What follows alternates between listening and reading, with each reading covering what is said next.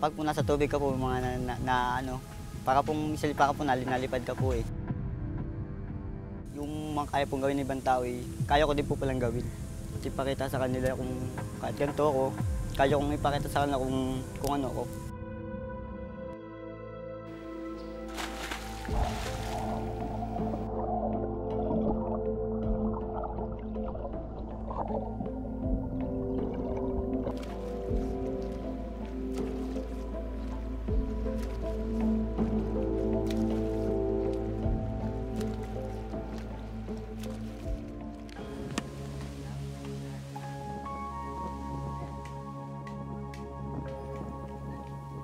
Sa isang maliit na barangay sa Pagbilao, Quezon, isang maliit na binata ang ipinagmamalaki ng lahat. Anak ng mag-asawang magsasaka, ika-4 sa 7 magkakapatid si Marco Tinamisan, ipinanganak na walang paa at iisa lang ang kamay. Nasa isip ko bakit gano'n ang ibinigay kaya sa aking anak na wala namang aking ginagawang kung ano man sa aking sarili. Dahil hindi naman sabing ako'y masasakit noon nung nagkakasakit.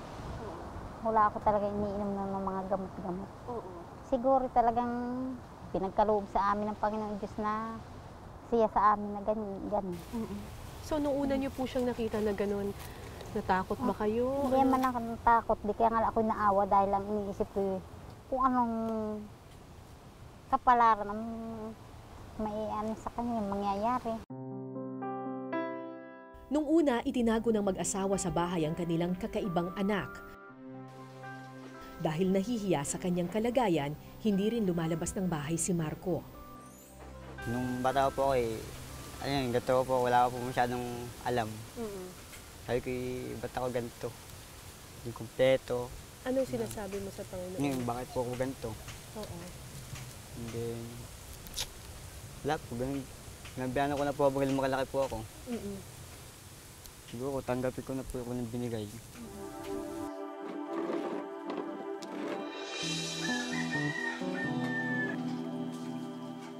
Pero nang lumaon, naisip nila walang saysayang magtago. Dahil gaano man siya kakaiba, si Marco ay isa pa rin biyaya. Kaya ang nasa isip namin, mag-asawa, talagang pagpipilitan namin siya mapag-aral at iniisip namin, mahirap pag hindi siya nag-aral. Basta pag ganyan-ganyan lang, ay papaano pagdating ng oras, sabi ko, hindi naman lahat ng kapatid ay masasabi mong siya'y aalagaan. Kaya sabi ko, sumikap ka at pagdating ng oras ay nang hindi kayo masasabing api-apihin nila. Dahil ikaw naman ay may pinag-aralan.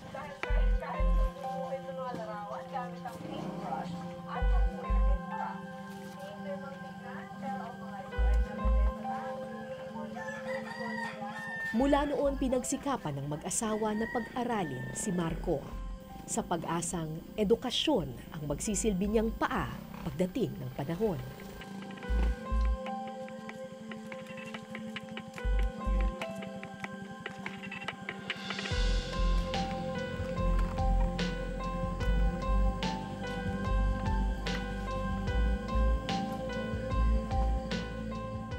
Kaya ko naman po ginagawa yun para po matuto din po akong gumawa ng ibang mga bagay na sabi nila hindi ko kayang gawin.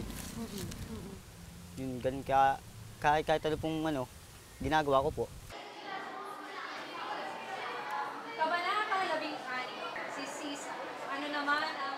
Sa edad na 19, nasa grade 9 na ngayon si Marco.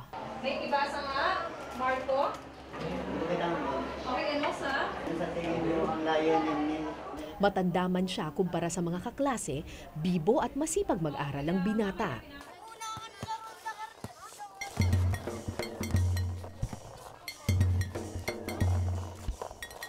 Pero hindi lang sa pag-aaral siya nagpapakitang gilas.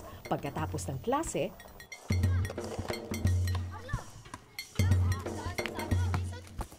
kasi po, nung bata po ano ko po talaga yung basketball Eh wala kang paa, paano ka nakakatakbo? Naano na po nakasanayan na rin pong na ganito, na makipag sa nila. Eh di syempre, mas maliit ka, mas madali kang masusupalpal. Eh, kakayanin naman po. Diskarte lang po talaga.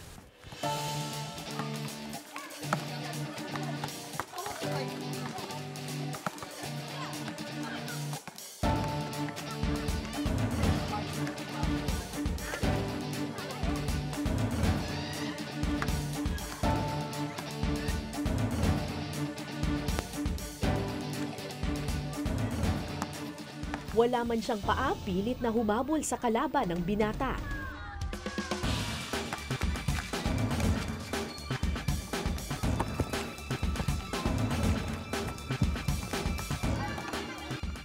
Iisa man ang kanyang kamay, hindi ito hadlang para makasilat ng tagumpay.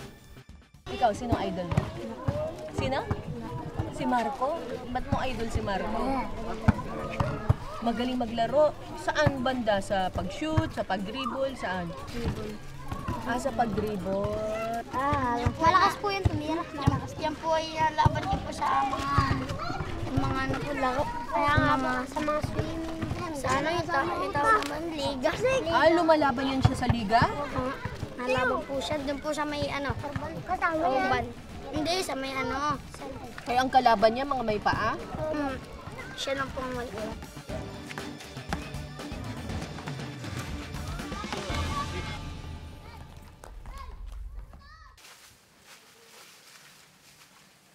Pero hindi sa laro natatapos ang araw ng binata. Makalipas ang 1 oras, diretso sa palayan si Marco para tumulong naman sa kanyang mga magulang. Panapanahon ang kita ng mga magsasaka.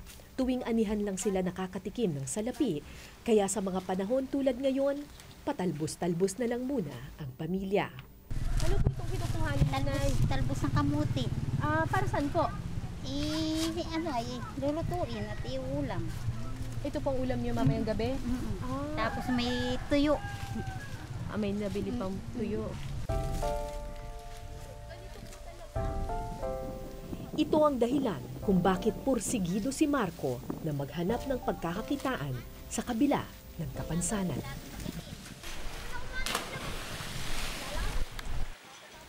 Nagbago ang lahat ng makilala ni Marco, ang tubig.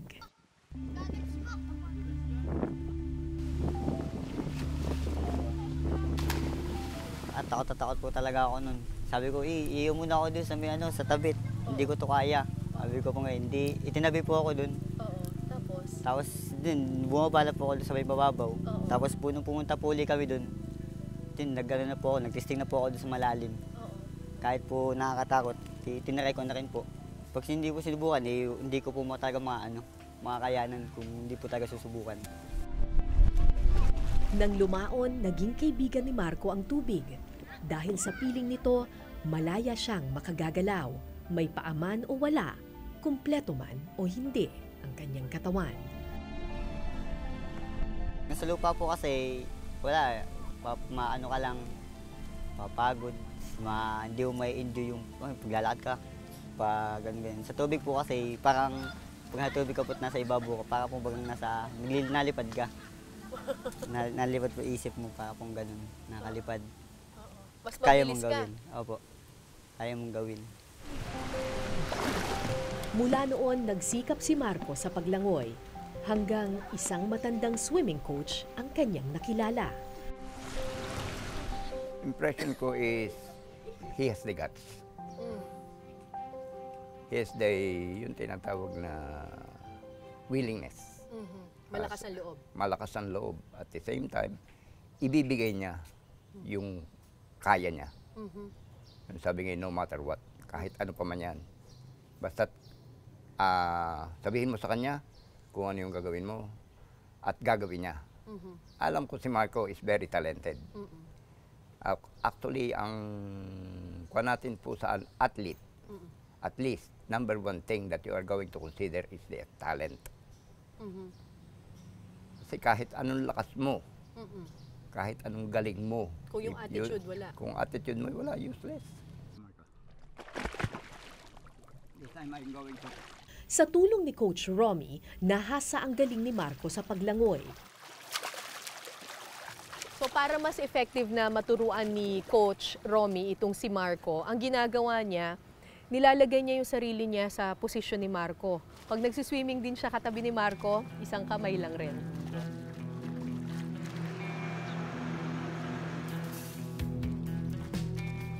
%65% of your strength will be originating from the arm. 35% lang ang paa. Correct. Kaya makikita ninyo ang mga swimmer is puro broad shoulder yan. Yes, yes. Upper body structure.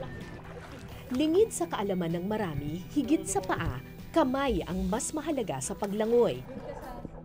Hindi gaanong importante ang paa dahil nakalutang ka naman sa tubig. Pero sa kaso ni Marco, wala na nga siyang paa, iisa pa ang kanyang braso. Alam niyo po kasi sa swimming, ang key doon, kailangan balansyado ka. Kailangan, kung kunyari masyadong malakas yung right arm mo, katulad ako kapag nag-swim ako, masyadong malakas yung right arm ko, ang tendency ko, bumabaliko ako. So kailangan mo siyang i-correct doon sa hips mo. Sa case ni Marco, yung kanan lang niya ang may power kasi wala naman siyang kamay doon sa kaliwa. Mind setting lang po yan. Aha. You have to set up your mind. Kung ano yung dinidikta ng isip mo, yun ang gagawin ng katawan mo. Breathe on left or breathe on right, no problem. Muna ka. 4 na taong tinuruan ni Coach Romy si Marco at sa panahong iyon, umani na ng iba't ibang medalya ang bata. Anong pakiramdam nung nanalo ka ng medal? So masaya po, first time po kasi Oh, na tapos? makalaro sa ganun. Makilala, tapos maipakita kung anong talento ko. Ngayong buwan, sasabak muli si Marco sa isang importanteng laban, ang Calabarzon Regional Sports Competition na maaaring maging susi para makasali siya sa palarong pambansa. Kapag nakapasok ka sa palarong pambansa, Pag may kikitain ka? Meron naman po dun, meron pong allowance at saka po bawat isang goal po ay may bibigay po na pera po. Magkano daw? Pag isang goal po doon kasi 3,000 po. Ay kung tatlo po, hindi malaki-laki na kayo po, pantulong din sa magulang.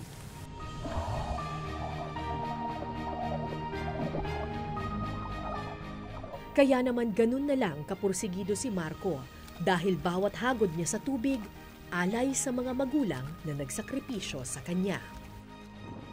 Freestyle lang siya. Hindi siya mag-backstroke. Kaya rin niya mag-backstroke. Okay. Nandun po ako naliko. In his case, to go for straight line, pwede kang mag-isip ng point na doon ka pupunta. Sa bawat itong silya na to. You can put it here, then swim. Sige, game. Diretso ang tingin. Go, Marco. Go. Di gaya sa freestyle kung saan nakikita mo kung saan ka papunta, sa backstroke, kailangan balansing-balanse ang katawan para hindi ka lumiko. Kabilang. Yan, diretso na. Dito nahirapan si Marco, mas mabigat kasi ang kanang bahagi ng kanyang katawan.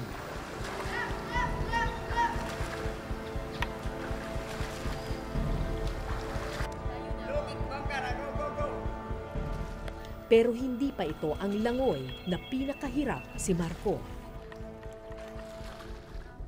Doon sa freestyle, breaststroke tsaka backstroke, saan ka pinakahirap? Pwes po ako. Hirap ka sa breaststroke, ano? Yung breaststroke kasi, kumpara sa freestyle, mas kailangan mo ng paa doon eh. Tsaka kailangan mo talaga 2 kamay kasi yun yung gumaganong ka, tapos nagkikik talaga yung paa mo doon. Pero since wala kang paa, lugi. Pero sasali ka pa rin sa breaststroke competition. Kahit na hirap? Bakit? Kahit po kayong hirap po dun, basta po malaki ko po yun ng maayos.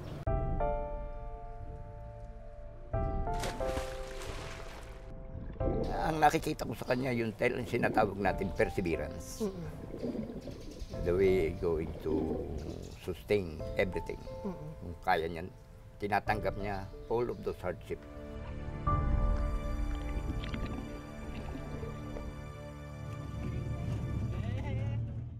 Makalipas ang ilang linggo, dumating ang pinakahihintay ni Marco.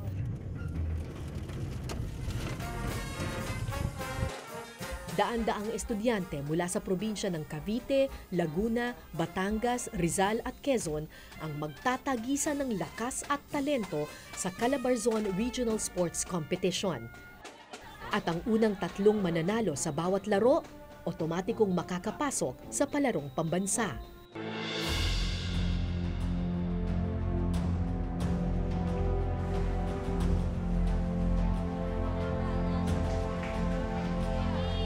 Kabado si Marco nang tawagin ang kanyang pangalan, pero lalo siyang kinabahan nang makita ang kanyang mga kalaban.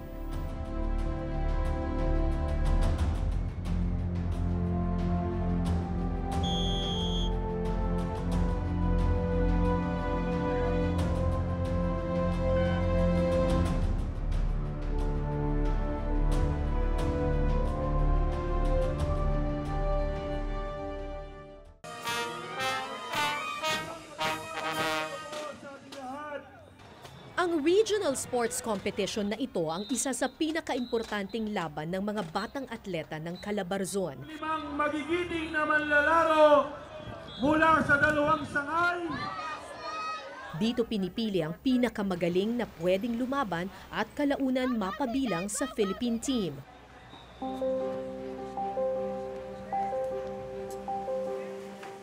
Matagal na itong pinapangarap ni Marco, ang makasali sa palarong pambansa at mapili sa delegasyon ng Pilipinas para sa Paralympic Games. Pero para makamit ito, kailangan niya munang makipagtagisan sa iba pang batang may kapansanan. Ang problema, lubhang mas malakas ang mga kalaban ni Marco. Si Marco lang sa mga atleta ang halos putol ang buong katawan. Lahat ng iba, kumpleto ang mga braso at putol lang ang isang paa. Paano natin nakaka-categorize sino yung mga magkakalaban po? Halimbawa si Marco, paano po malalaman sino yung kalaban niya sa iba? Depende sa kanilang disabilities. Pag ortho, lahat ng ortho magkakalaban. Tapos pag ang kanilang disability naman ay sa intellectual disability, 15 years below, meron namang 16 years above, sila magkakalaban. Iisang classification nila eh.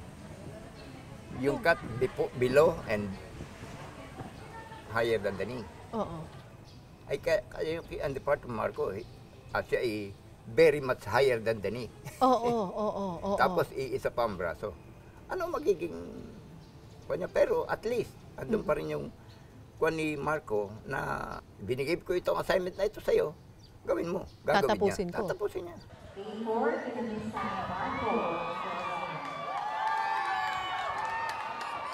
Unang sumabak sa breaststroke competition si Marco. Ang langoy na ito ang pinakamahirap para sa mga atletang walang paa tulad niya.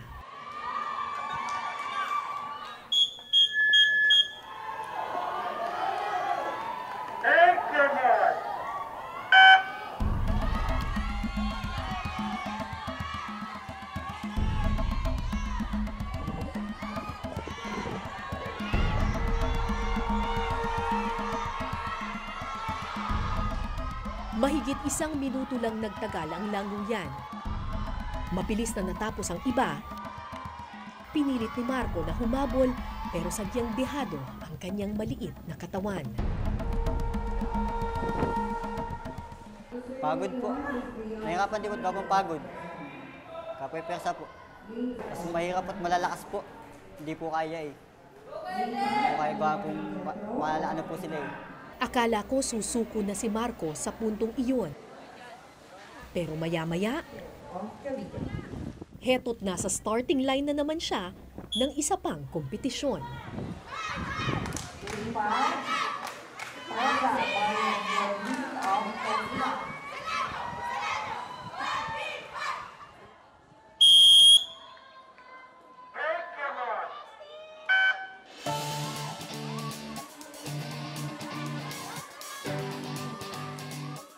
Binigay ni Marco ang buong puwersa ng kanyang maliit na katawan.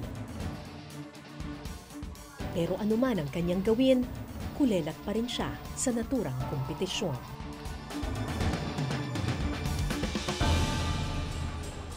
A3 Villanueva Adriel of Cavite.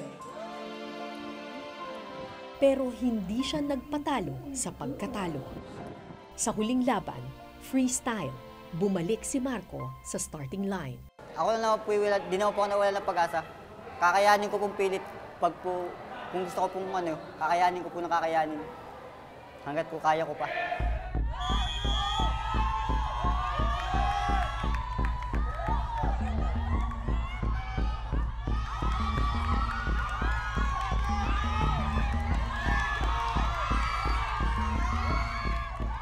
Ilang taong nag-ensayo si Marco para sa labang ito.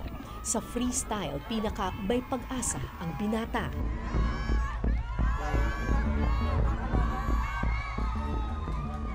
Pero sa kanyang huling laban, huli ring natapos ang ating pambato. Sa kabila ng pagkatalo, hindi sumuko ang binata. Tinapos niya ang laban at taas noong umahon sa kanyang pagkatalo. Medyo masaya din kasi masaya po kahit pagod, kahit persado po yung aking braso. Di masaya po at natapos ko yung aking ko pong langoy. Sa laban na po talaga may nananalo, may natatalo. So tanggapin na lang po. Kung ano yung naging resulta ng laro. Ang importante po natapos ko at naipakita ko sa kanila kung gaano ko yung langoy. Kung gaano ko natapos. At nakaya mo? Nakaya ko. Nakayanan ko po yung laban. Kahit po malalaki sa akin nung nakalaban ko po.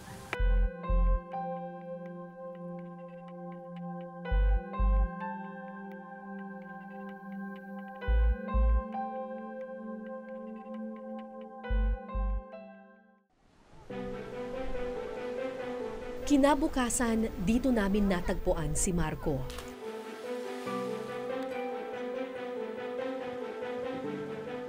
Imbis na magmukmok sa pagkatalo, tuloy siya sa ensayo. Balik siya sa kanlungan ng tubig. Dito kung saan siya pinakamalaya, dito kung saan abot kamay ang tagumpay. Huwag silang mahihiyang ilabas yung talento nila. Kung may ganito man sila, ipakita nila tas makasalamuhan na sila sa ibang tao. Huwag silang mahihiya at huwag silang mawawalan ng pag-asa. Sa kabila ng kapansanan mo, nagpapasalamat ka pa rin ba sa Panginoon? Opo, kasi... Bakit? Pasalamat po kasi kahit po ganito madaya po nagmamahal sa akin. Tapos sa sarili na ipapakita ko po nung meron ako. Doon po ako siguro kaya nagpapasalamat po sa Panginoon kahit ganito ako.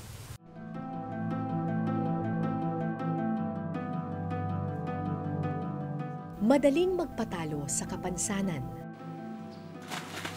Pero pinatunayan ni Marco na hindi tayo dapat malunod sa mga pagsubok. Maaaring kulang man ang kanyang pangangatawan, buong-buo ang kanyang loob. You can do it. Go. Yan, correct mo. Sige. Kabilang. Yan, diretso na. Ako po si Cara David at ito ang Eyewitness.